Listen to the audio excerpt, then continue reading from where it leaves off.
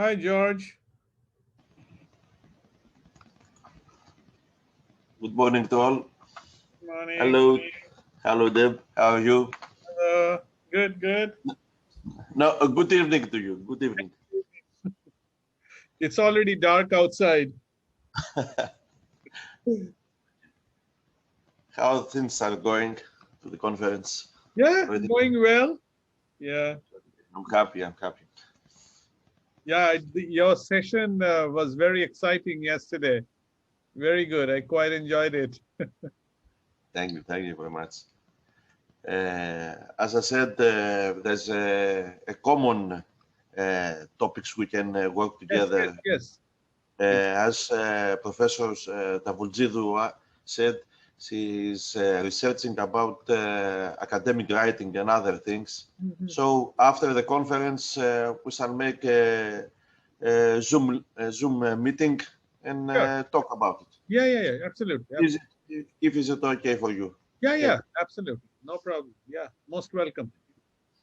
Now, after the conference, and what are the steps about publishing or other things? Oh, I will send out an email on Monday about the second draft, which is going to be due on the 15th of next month. It can still be incomplete. I mean, from your university, most of the submissions are full. This is on basically for the students who will need more time due to their classes and so on.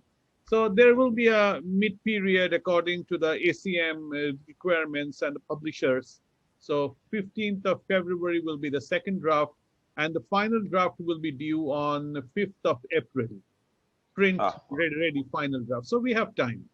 Okay. Yeah. Okay.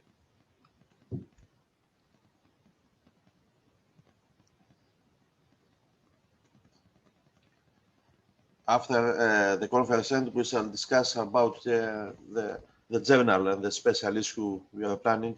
Yeah. Sure. Yeah, we have to talk. Let the conference finish, and after we discuss it. You have a lot on your mind, so I need to sleep for 3-4 days, and then I will get back to you.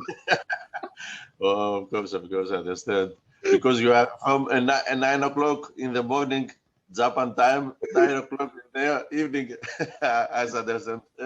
It's becoming a 13-14 hours day now. And because of the pandemic, many of the professors are not around, working from home. And so it's a little, in the university, sometimes in the night, it feels like I'm the only person around. And it can get scary, you know? The lights are down. The campus is quite a lot of driving or walking from the center of Aizu. The campus is away. Actually, Aizu is a very small place anyways, a small city. So from the center of Aizu, if you walk, now it's very cold to walk, of course, but it's not much actually. It's like 20 minutes walk to the center area of Aizu. Yeah. So let me introduce you to Wolfgang. Wolfgang comes here every year. Yeah. Nice to meet you. Nice to meet you, Professor. Nice to meet you. Professor of our university, Technological Institute of Kozani, have strong bonds with Karlsruhe, because his wife is from Germany and visits, I think, every year the Fachhochschule. Fachhochschule is the right term for the university. His name is Professor Kikis, Vasilios Kikis. Okay. So I never heard of it. But... Okay. It's electrical engineering person. His research is about robots, industrial robots. So I think it's in different topics. Well, it's a different faculty actually. It's we're from information management, and we're not so closely connected to the other faculties. So just sometimes you get some personal connections, but in this case, I don't have. It's a big university, the Kalsoe University. Yeah, well, like we have, I think 5,000 or 6,000 students, but in Karlsruhe there's a huge university. It's the KIT, and it's something separate.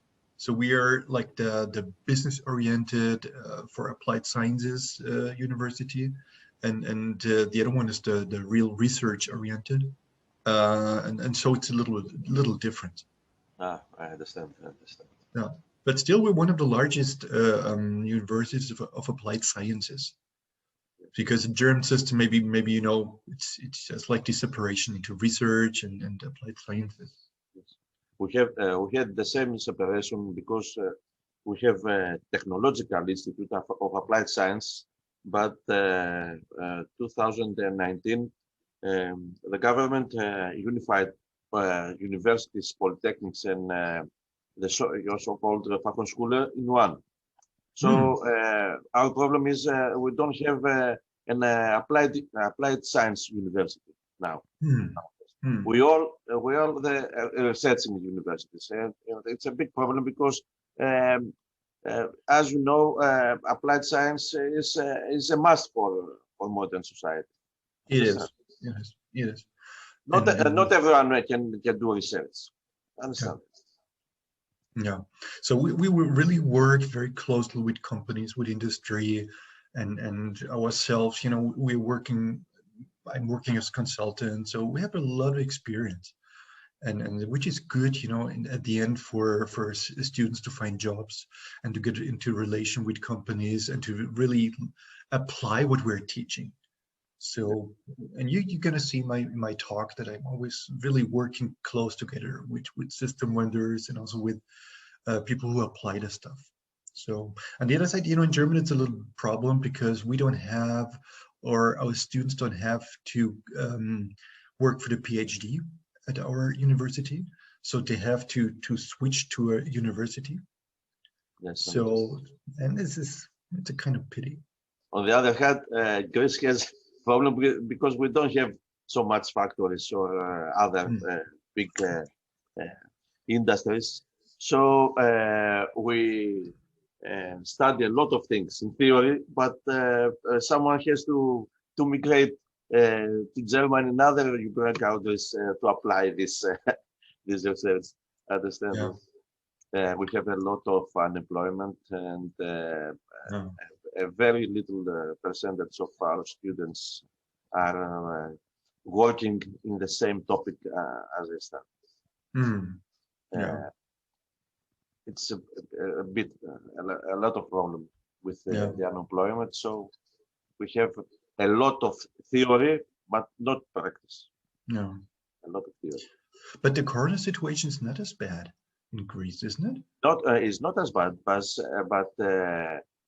the students that study electrical engineering don't find usually a job in electrical engineering industries. Understand? Yeah. And they're working in other industries or small business groups. So that's a problem, that we educate students that not apply their studies in the practice. That's our big problem. Yeah. And we don't have applied systems universities, as I said before, to educate people to small things about research, not only theory, but applied. That's our big problem. What about mobility of people? Think about 500,000 researchers went to Europe. It's a big brain drain, as you think. A lot of doctors, mathematicians, as I am. I'm lucky. I study mathematics and then computer science. And I was lucky because after the PhD, I was um, elected instantly at the university. I was lucky. Oh, Now it's a big problem because we have around two, 2,000 PhD students every year in Greece. It's a mm, big, it's a big number for yeah, such a small country, yeah. and too little positions in universities. Someone has to die in the university to open a new seat. Oh, And a minister increase the 65 years old has to pension, and mhm. increase the year because they have some friends at university to 67 years just to stay a little longer Yeah. the old professor.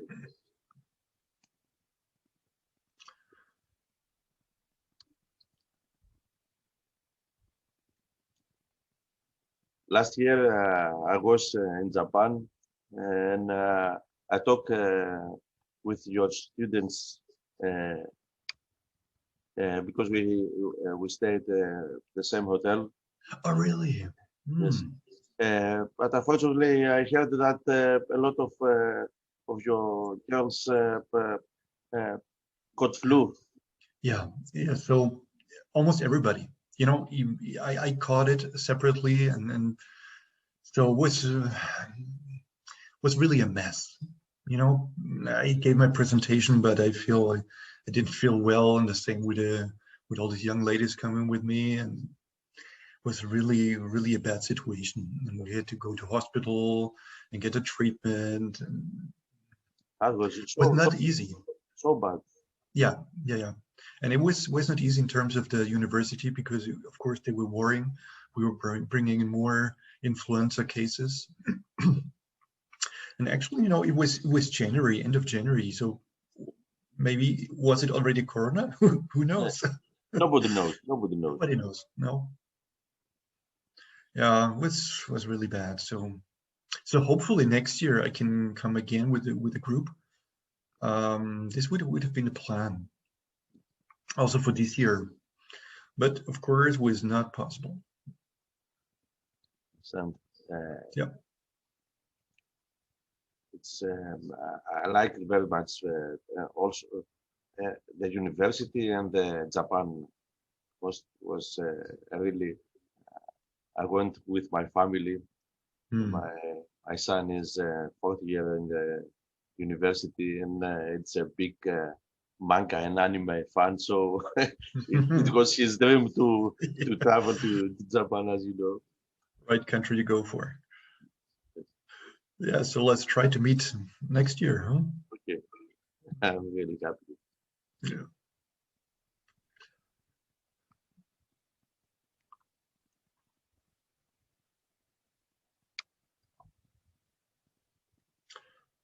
All right, so we have like 10 minutes more. So just see you in a minute. Okay.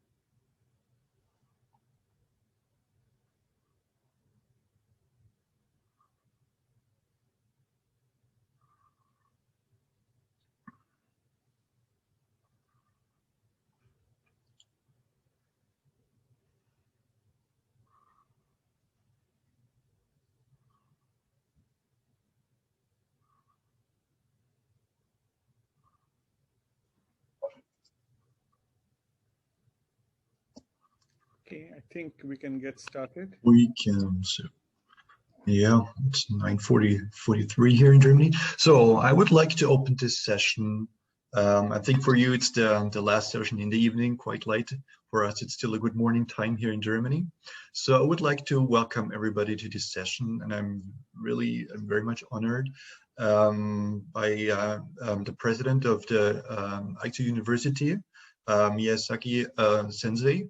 So I think you will give an introductory presentation or a welcome speech. So thank you very much. Thank you very much for coming to this session.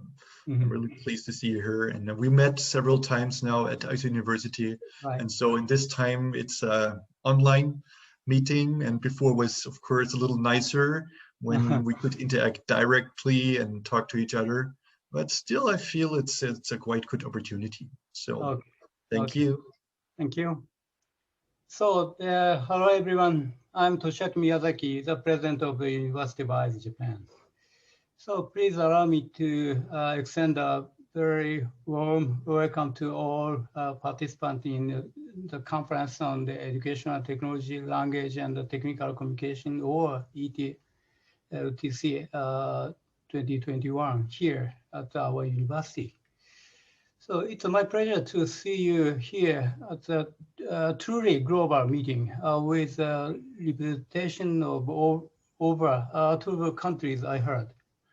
So the last year has been very difficult for all of us because of COVID-19. But I'm sure this year brings in new hope, and things will be back to normal quickly. My best wish to you all. It's the honor to address this year's ETLTC 2021 virtual international conference organized at the University of Aizu and supported by the ACM chapter on e-learning and technical communication. As an oversight, I wish to note my appreciation for the friendship and the kind invitation to this important event. I'd also like to thank the Center of Language Research, or CR, and my colleagues related to computer science at the University of Aizu for support. And also, I heard about the support extended by the many faculty members from many partner universities from around the world towards making this event a success. And I thank them for their efforts. This year, we have many participants, students and faculty from many universities all around the world. And I'd like to urge you to extend my support and build in a community of scholars and emerging scholars. I'm sure the mutual cooperation and networking through ETLTC will build a strong community of students from the University of Aizu and the partner universities. The winter here in Aizu has some snow, right? And the majestic and the snow-capped peak of Mount Bandai will memorize you. And I wish you all were here to enjoy our historic samurai city, the hot spring, the ski resort, and the local cuisine. So please come to and join us next time in 2022, right? So students from HSKA Germany had a great time here at our university over the last few years. And I'd like to urge the students and the faculty from UDEM, Mexico, and the University of Western Macadamia, Greece, in joining us here along with our other partners. So your extended over all participants is much appreciated from all quarters. So our university has been identified as a super global university by Ministry of Education, Japan. That means that the real global university. And it's truly unique, being the only university in Japan which dedicated extensively to research and teaching in the computer science and engineering with a strong emphasis of English education. So this international conference has a strong interconnected focus on ICT, language student studies and technical communication. ICT is, of course, a key structure for promoting economic growth and indispensable tool to every aspect of socio-economic activities. Yet there are vast disparities in access to information technology among the regions through the world, unfortunately, the so-called digital divide. And they say only, still now, the 52.3% of households have access to the internet.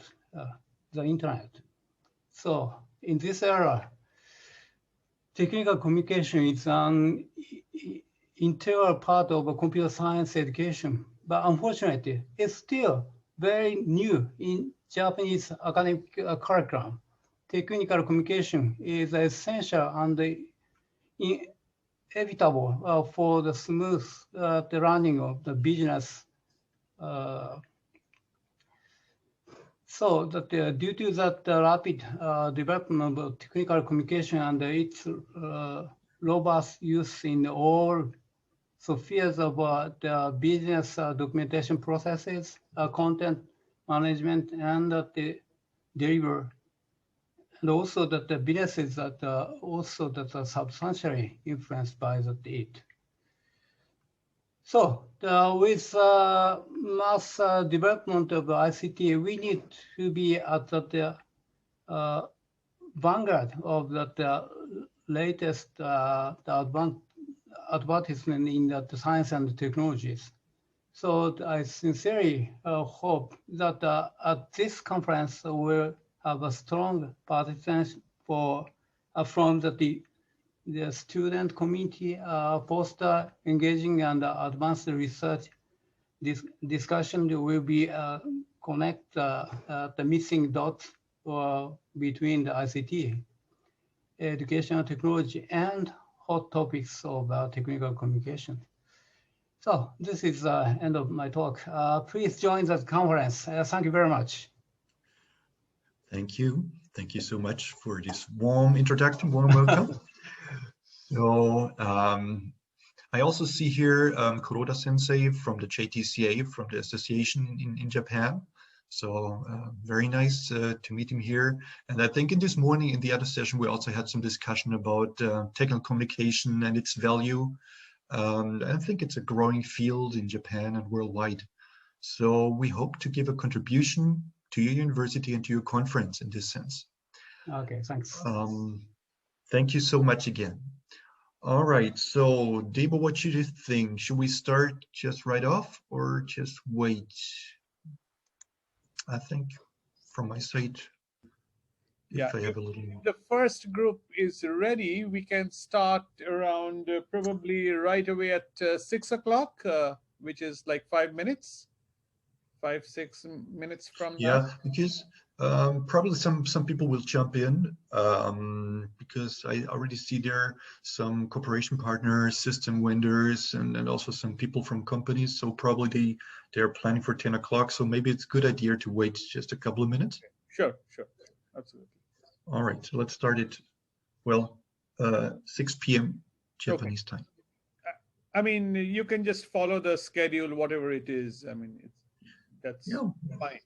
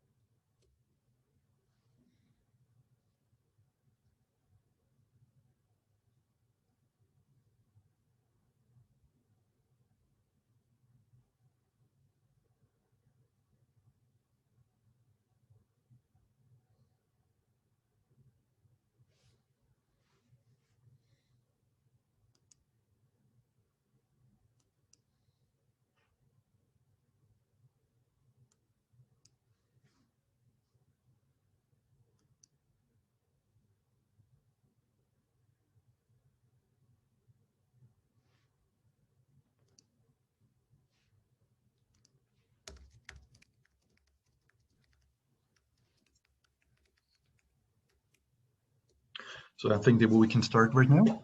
Yeah. Maybe with some preliminary, some remarks. So this session will cover the presentations from mainly the students from my master class. So they did part in this class about content delivery and well, you will see the semantic correlation rules. And just for information, so in Karlsruhe, we got an undergraduate program for technical communication, which is called Communication and Media Management, and also a graded course, a graded program, master's program, and then this class here was just taking part in the master program. So mostly all of these students had their undergraduate degree in Karlsruhe, except one.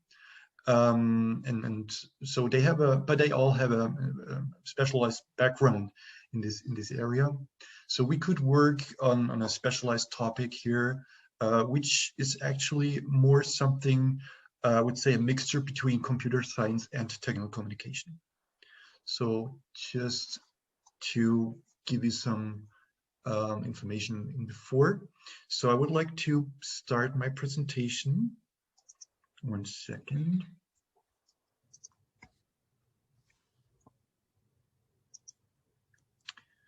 I want to share.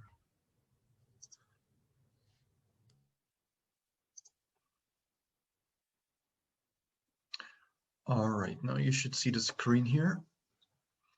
So my talk will be about semantic correlation rules in combination with content management and content delivery system.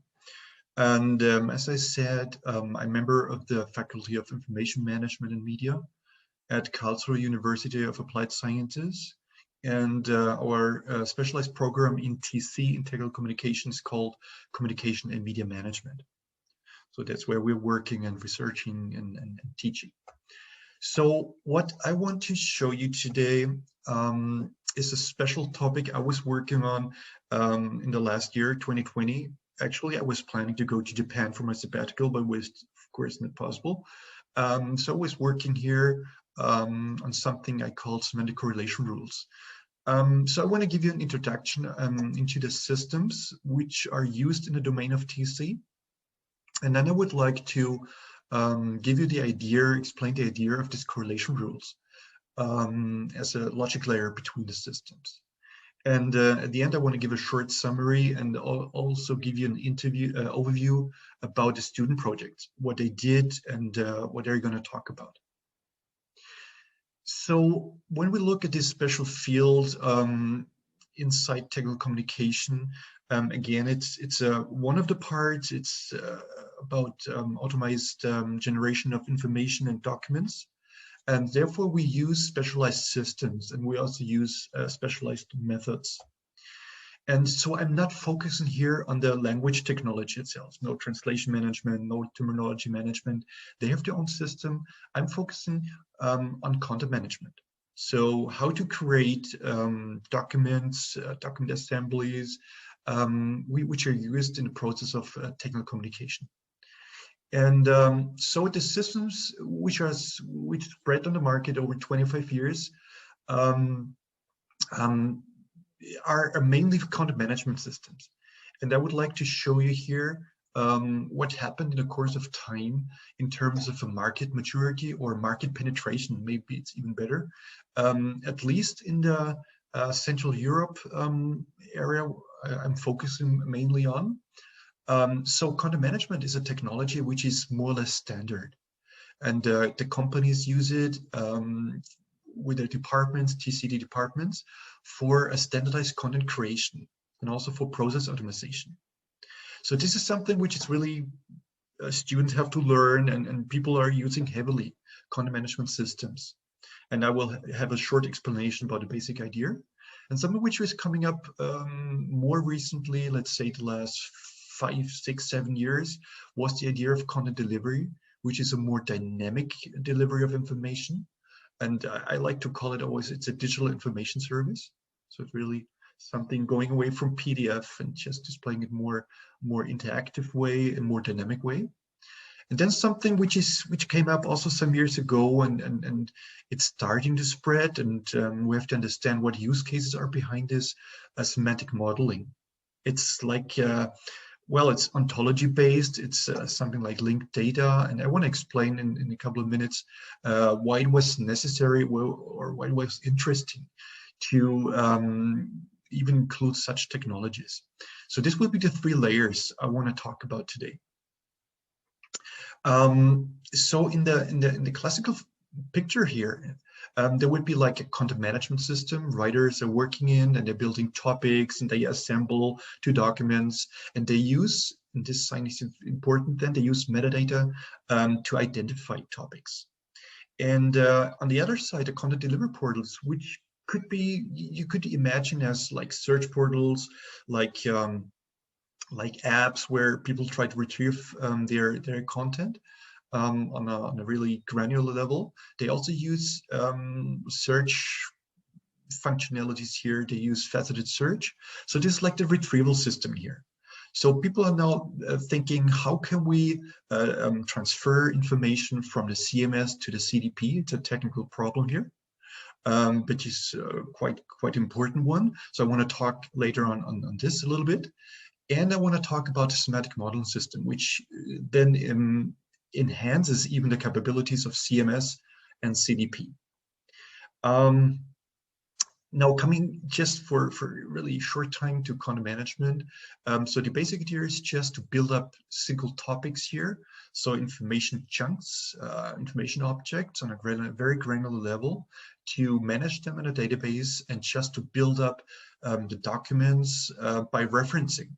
So reusing in a very systematic way, and then you can just publish to any kind of media you would like to. But still, in many cases, they keep the idea of building documents. And with content delivery, we want to move away from this thinking, from this metaphor. Just still, this is a process which is supported in content management. And the big advantage, of course, is reuse of content and reduce effort and translation cost, for example. And something people have to learn when they work with content management, that they have to not only to build topics, but also to use metadata. And this is something I was talking, I think 2 years before and a little bit last year at the conference also, about the metadata, let's say metadata concept. So you have to identify which components are described in here, and you have to define what kind of information is inside. It's like an information typing, and I call it here information class. So what you're doing, you try to identify the content inside a topic, because you want to really select it automatically for building up documents, for example, or later on to use it in a content delivery portal. So the key fact is topics have to be self-contained. So it must be clear what's in there and should be sufficient. And of course, this topic concept is coming along with a metadata systematics you derive. So there's a strong correlation between the metadata and the content inside. Actually, in real life, the metadata determines what should be included in a topic. So people have to learn about not only content and target group-driven writing, but also about metadata. And so when you look at the market, and this is some kind of surveys I did last TCOM conference and some time before, if you ask them, it's like, yeah, 3/4 of companies using CMS, they also really use heavily the metadata. And why do they use it? Well, of course, for retrieving, for managing the variants, for automating the processes, and to prepare for IoT processes. So this makes things now interesting. How can we do this, and what kind of devices do we have? What kind of systems are behind this? But another very important thing to understand is there are different ways of defining metadata. So I just asked him, what was your idea where metadata are coming from? So just again, 24% do not use any kind of metadata, but the other ones, they try to align with the metadata coming from the CMS or with their XML structure, or develop their own concept, or something which I defined, it's called a PI class. Classification is just the one I showed before, or something showing up here and it's growing, something which is a standardized metadata scheme. It's called IRDS, and I will explain how this is connected to the, for example, the PI class.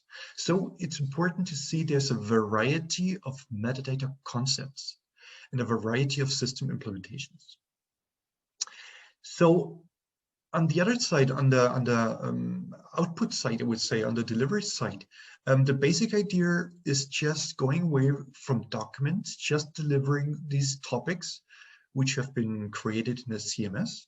So you could think in terms of, like, faceted search, and you click on the facets and you just get the right information and you don't have to go through a document. And so this can be really, really sophisticated, because you want to create your topics according to your components, according to your information types, and according to special configurations of your products. So actually this looks pretty simple, but it's a quite hard task. But at the end, if you do it, you have large possibilities for really delivering very specific information. So these topics here can then be combined with augmented reality applications, or can used as web services just to push information in any kind of application. So this is just the basic idea of content delivery. See it as a search system, including faceted search and of course full text search in any kind of navigation, just now more intelligent by means of the metadata.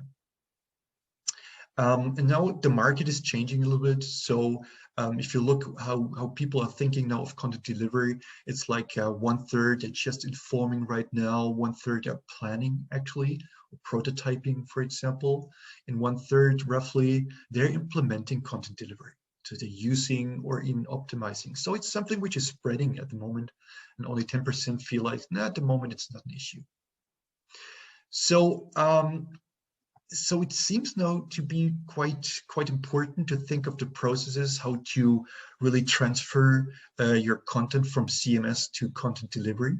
And in many cases, it's done in a proprietary way.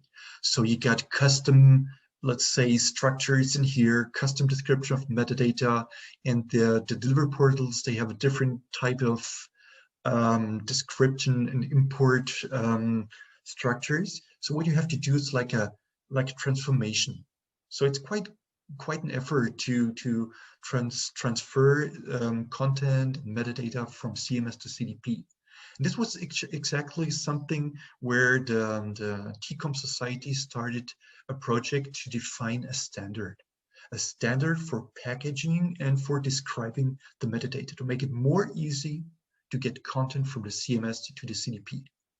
So this is something one should be aware, and this is something which affected us in our project.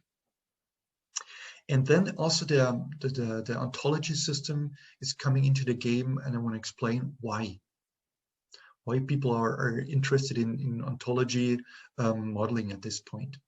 So the reason is the more complex your products get, and the more complex the working process in the CMS get, the more writers need support to understand the relationships between, for example, components, or what kind of functionalities are in a special market, where to deliver the product. So it's something which is then not very often modeled inside a CMS, but it's something like you can model this knowledge outside in an ontology system, and you can benefit by different means. Could be like some interfaces or as lookup technologies, but one has to understand ontology modeling is interesting to model the more complex situation of your products and your markets.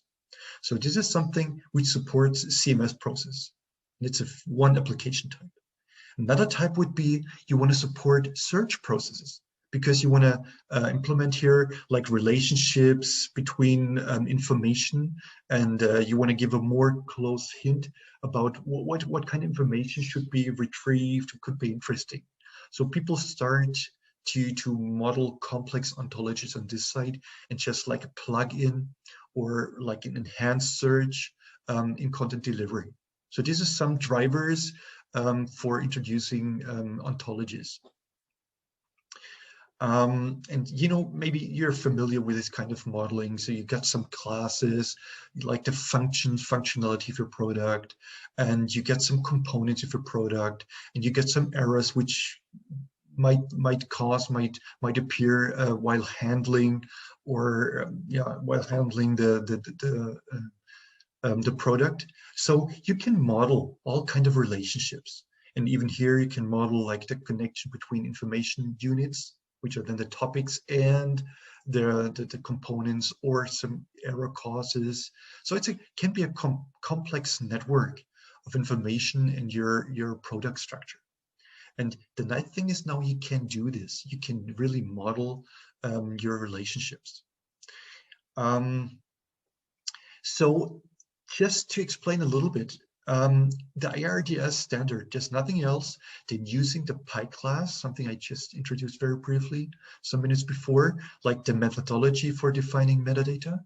It uses an RDF scheme for expressing, for the syntax, these relationships in the classes, and it uses just a simple SIP, so which means packaging standard, compressing standard, for defining the packages and then transfer to the customer or to the CDP. So this is just a basic idea of IRDS, and going away from a proprietary transformation between these systems. All right, so this is the situation as a starting point. Now, I was thinking of something which is which I already explained last year at the conference. If you have this nice idea of delivering single topic in a delivery system, you still have, in some cases, maybe not a few, maybe in some important cases, you have the problem that still there might be a lack of context. So users or technicians or end users would need a little bit more information than just a single topic. On the other side, you don't want to have the old situation of abundancy of content. You don't want to go through whole documents. You don't want to search the right topic in here. So we feel there's something in between. So what could be needed is, I just called it, it's a microdoc. Maybe it's just a little bit more than a single topic. It's a topic with an environment. It's a topic with something, with some more topics describing the context, which is then hopefully sufficient, and enough content, so relevant surrounding topics. And this is actually the case if you talk to people and you talk to technicians, for example, and you ask them, do you need a little bit more? And they said, yes, would be quite good to know about some additional information. And so I think one should try to understand content delivery, but a little bit more enhanced in terms of these microdocs. So a definition of microdoc would be a subset of topics required according to special use cases. So it's nothing you can do just without any background information. You have to really address the use case and the problem. And then you have to derive the environment of topics by a somehow logical concept. And I gave this definition in a very abstract way last year, 2 years before already now, to say, let's derive it from a logical concept. And then let's display it as a dynamic publication in delivery portals or in any kind of search media. So this was my starting point. And then I was thinking, how could we do this? And one approach is just first, collecting the use cases. You know, it's important to talk about something which is important in real life scenario. So you talk to service technicians, help desk people, you look at the user feedback, which you find on the web in many cases, you talk to training staff, developers, UX professionals. And so you get really a notion about the relevant use cases. And you would not do it for any kind of topic in the delivery system, but just for those which are important in your identified use cases. So what would be some requirements? if you define these logical rules, they should be described, these rules, in a very simple way, but it should be something formalized, so standardized. And of course, you can use just a scheme of ontology like RDFS or OWL, which is a standard syntax for relations in the ontology world.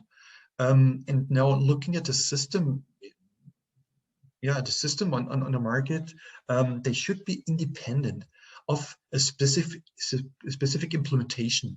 They should not depend on specific CMS or CDP, so not on the technology. And it would also be nice to be able to model these rules in different systems. So you can, of course, you can write down just as XML, but maybe there's a little more convenient way of doing this. And of course, at the end, these rules should be interpreted, should be processed in the delivery portals or any other kind of search portals. And this is, again, what I call microdoc, but you can also just see it as correlated topics. So the idea would be, let's look at some, and it's now like a little model for this. Let's look at a topic, and let's assume there's some secondary topic which are correlated. So you get some primary object and somebody was looking for, but he gets additional content. So there's a correlation. What you can just easily do, you can identify these topics here by the metadata. So, and this is true for any kind of metadata scheme. So it doesn't depend which system, which metadata.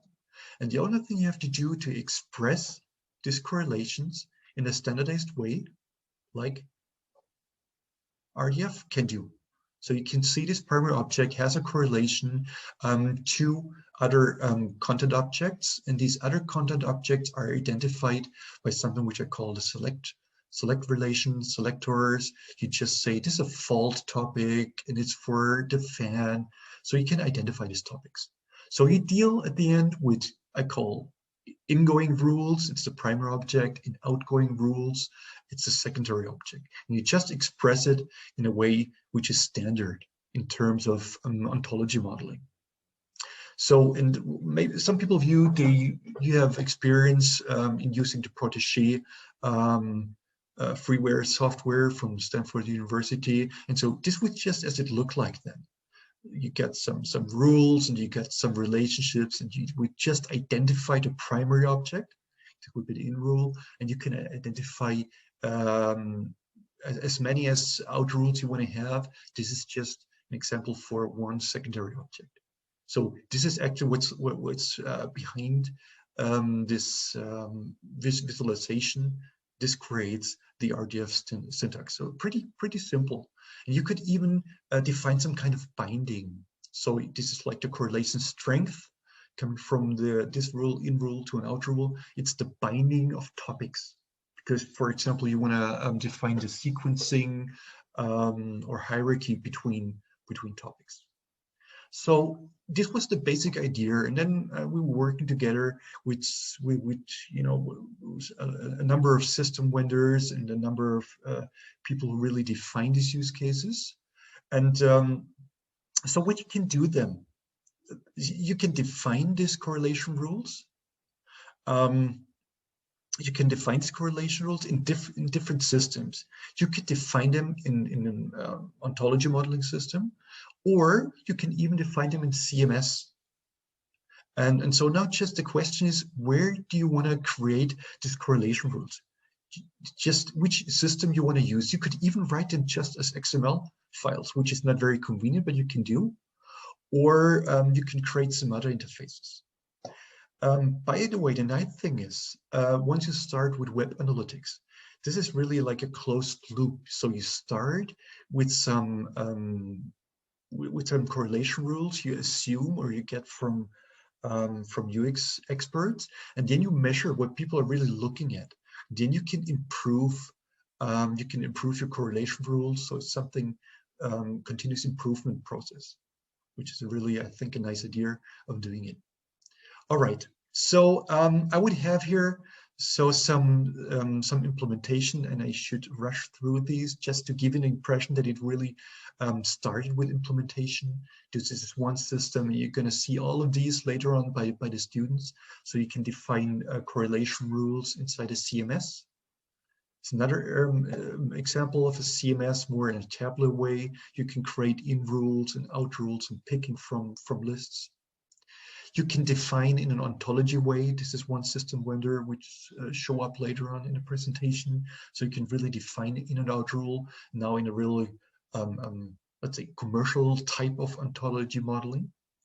Or there's another one, defining correlation rules in this tree view of ontology. And you see there's like in rule and out rules, and they have correlations. So it's a very, I would say, just a generalized way of defining correlations, and it's not really depending on the actual system. And then you can use in the delivery system. And this is just, again, to give you an idea of a delivery system. This would be the primary object, and you got some secondary object here in German, sorry about that. So you can see this is associated to the primary one, and you just click on it and view it here, for example, in separate viewlets or inside the same viewlet.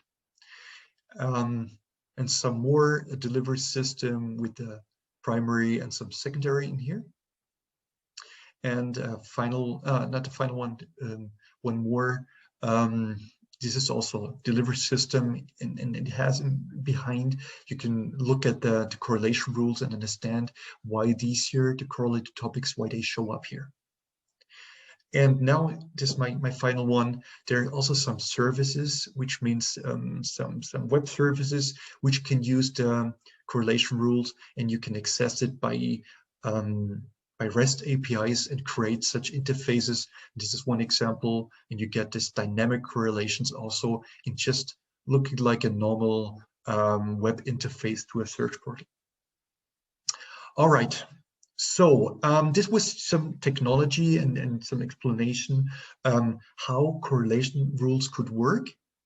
So the idea would be, and I don't want to go through all this, what I created was a lightweight ontology idea for an easy modeling for correlations between topics. You can do many things of it. It's just something where you can express the experience with users and their information need in a standardized way. So this is what I like to put forward as an idea. Let's separate the logics of linking between content from CMS and from content. So in this idea, writers wouldn't have to link explicitly in the CMS, but it would be done separately. So it's really a logic layer between content management and content delivery. And all you need is just some classification scheme inside your CMS. And that's all, and you can treat the correlation rule separately. So there are many ideas coming up now in reality with these correlation rules. The basic thing is it's a class-to-class linking mechanism, and it's independent of CMS and CDP. So you can use it for many purposes. You could even do print linking. So you can really process these rules and use it again for now even print. You can use it for dynamic topic assembly. So there's some ideas coming up. You can use them for simple configuration management problems. And people are now starting to use it for document retrieval, because this is not only true for topics. So on a very granular level, you can use it also for correlations between documents in a document management system. And of course, which is a nice thing, if people start with correlation rules, they feel maybe it makes sense to extend it to a more elaborated ontology model of their product. So this is an easy entry step.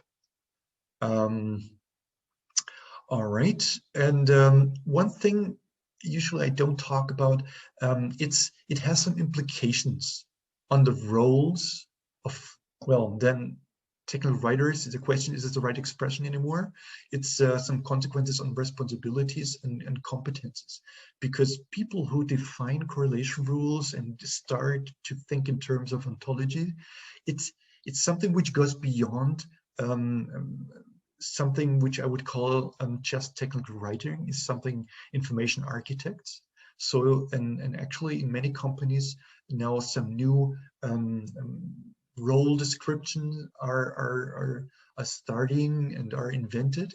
So these people, they have to be able to have use case analytics. They have to understand the target groups. They have to think about web analytics, data analytics, model-based metadata, which is then ontology modeling, and also like something which is called metadata governance to really maintain and to look at the processes behind the metadata, because it's nothing static, but it's something which has some dynamics. So what you need is a metadata governance. Okay, so with a quick rush through the topics of correlation rules. So I leave with this talk some references, and you can find some information. Also the definitions, they're on the web, they're open source, and you can just look at it if you're interested. And I would like to come back to this slide here because it shows, I think, the situation, which was a starting point for my class.